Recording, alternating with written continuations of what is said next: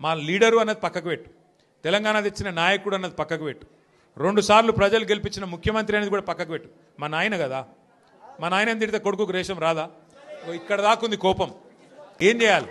ప్రజాస్వామ్యం. ఎక్కతక్క మాట్లాడితే మళ్ళీ ఏమంటారు, అగో వీనికి బాగా ఇంకా వీనికి అహంకారం ఉంది రాబోయ్ అంటారు. అహంకారం నాదా అయినదా? నేను గుంటూరులో చదువుకున్నా అంటాడు. అరే నేను గుంటూరులో చదువుకుంటే నీకేం వచ్చింది రాబోయ్? నాకు అర్థం కాదు.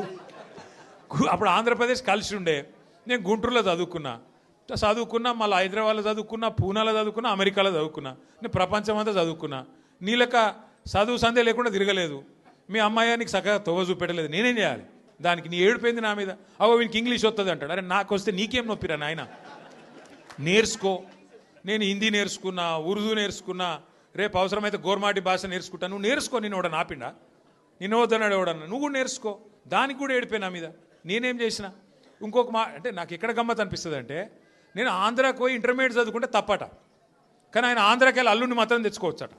ఈ అమ్మ ఇది ఎక్కడ కథ రాబోయ్? అందుకే ఇక ఆయన పేరు ఏం పెట్టినట్టుగా నేను ఇట్లా లాభం లేదని చెప్పి మనోని పేరుగా అల్లుడు భీమవరం కదా, అందుకే ఈయన సిట్టినాయుడు పేరు కూడా భీమవరం బుల్లోడు అని పెడితే అయిపోతుంది. ఓకే లొలి భీమవరం బుల్లోడు మనకు నీతులు చెప్తున్నాడు.